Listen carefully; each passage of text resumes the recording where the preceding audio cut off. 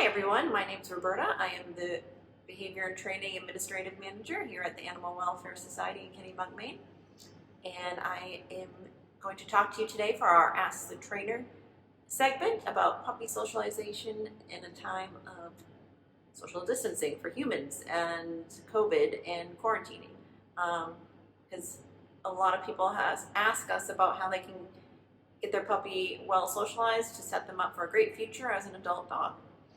So I'm going to give you a few ideas. Just take note before we get started that all puppies are different. They have different personalities. Some may be a little bit more shy, some are a little bit more adventurous. So just take note of your particular puppy and go at their comfort level. So we don't want to push them if they're scared. You may need to go a little slower with them and use more treats.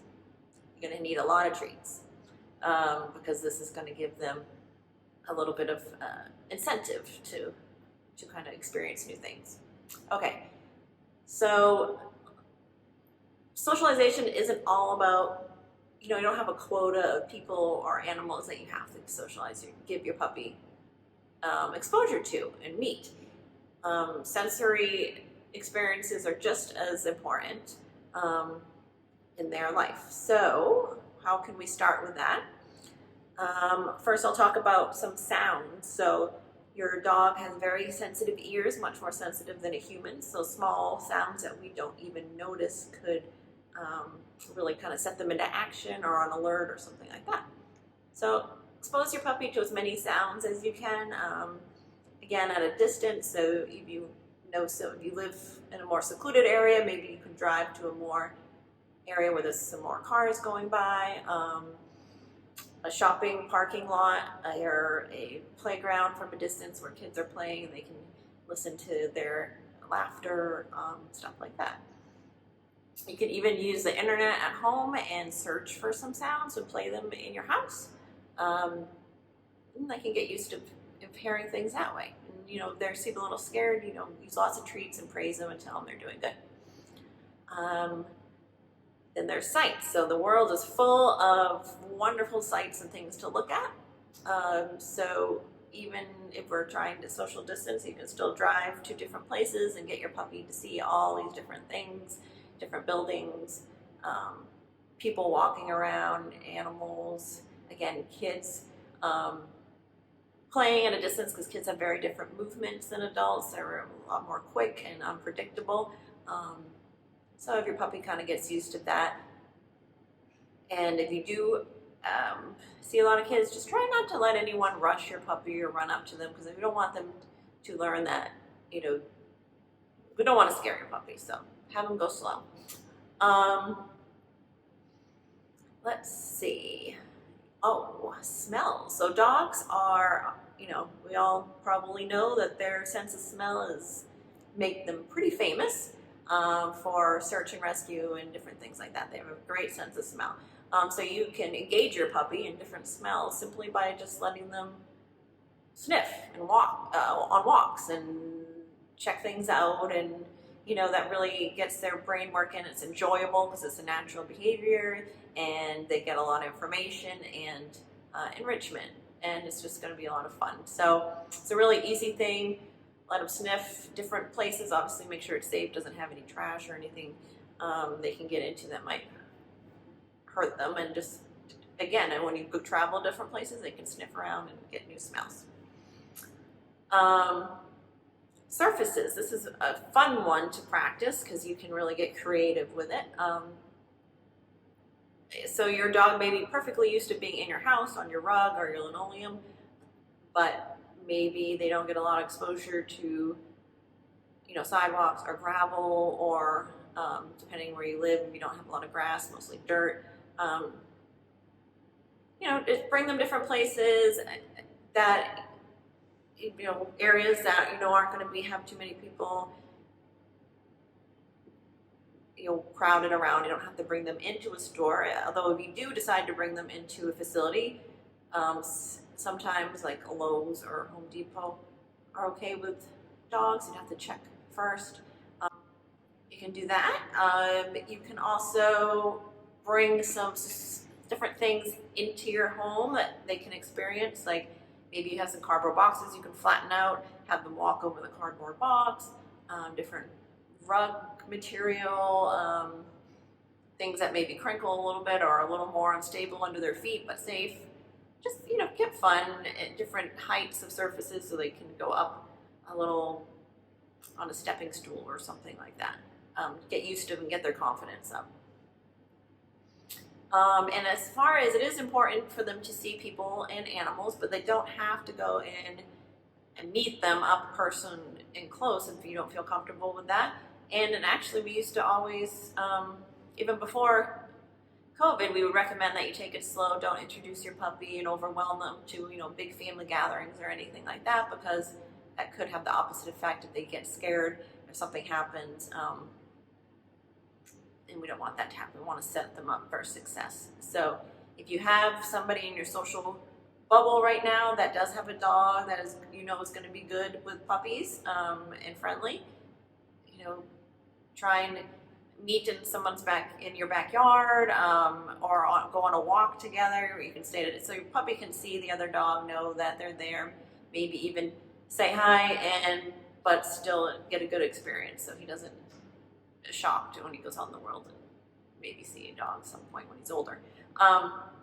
Also people, so if you have some people in your social bubble that you might want to come say hi to your puppy, you can do that outside too, if you're more comfortable with that, or if you are on a walk and somebody is comfortable, you can have a longer leash and let them go say hi, depending on what you'd like to do. But they're small amounts, even at a distance, nothing too overwhelming, is still perfectly great for puppy socialization for people and other animals. And actually, if you hang on 1 second, I'm going to go get a puppy and demonstrate a few things you can do with your puppy to get them working and socializing and just kind of experiencing the world. Hi, I'm back with our little puppy here to show you a few things that we can do for fun socialization skills at home. Just getting him used to different surfaces and heights and textures and smells and stuff like that. Puppy, hello. So let's get started. Do you want a treat? I know. This is his first time in this room, so he's a little nervous. He just came up from the south. Good job. So I'm going to give him lots of treats. And I have just a couple cans of cat food and a bar. You can use like a broomstick at home or whatever, and it's just keep it low. Hi. And you can do a little treat. Oh, good job, puppy. And he can get used to going over. Good. I have a little bit of wrapping paper, which you might have at this time of year. And I'm just going to see if he wants to step on it. It's a little bit of a crinkly feel to it and a noise. But again, I'm not going to pressure him. I'm just going to give lots of treats. Maybe make a little Hansel and Gretel trail there. Good job. Good job. Nice. And you can even do a tiny little crinkle just to get him used to the noise. But again, if he seems scared, I won't do it too loud. Good job. He just wants more treats. You want more treats? And I just have a couple small cardboard boxes where you can do, hi, a little, can you come here for a minute? Can you come here? Good. You can teach him to put his little paw on it. It's a different height. Puppy, puppy, puppy. Yeah, right there.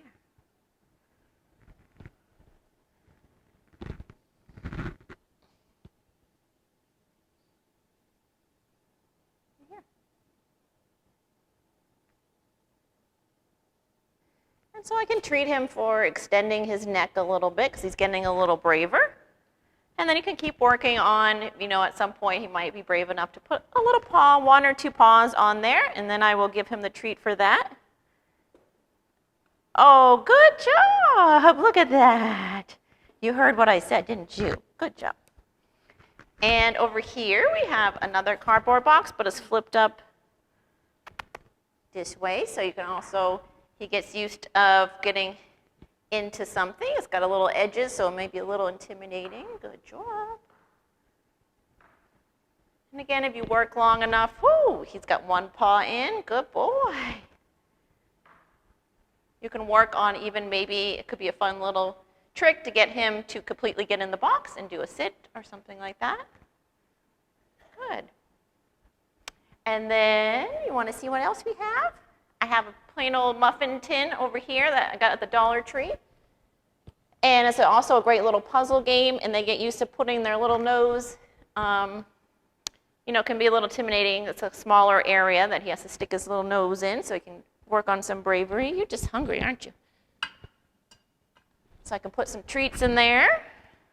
This is also a good way if your puppy is a really speed eater and kind of inhales his food. You can feed him in one of these and it will help slow him down a little bit because you can sprinkle all the food in there. And then you can also do a little sensory game with a blanket or a towel. I can maybe start by just putting the treat slightly under the towel, but he can still see it. And then he gets used to, you can put it a little further, and he gets used to kind of digging in there for his treat. And these are all fun things. This is going to engage your puppy, get him some enrichment, tire him out a little bit, and give him some confidence and doing some more enrichment. And that's really all you have to do. You can also, if you want, if it's a nice day out, bring some of this stuff outside so he also gets experience with this in a different environment, different sounds around, stuff like that. Good. Look at you, so brave. Again, go at your puppy's pace, and always try and make sure that you are helping them do it themselves, rather than if I were to just put him in this box, he might then get scared of it.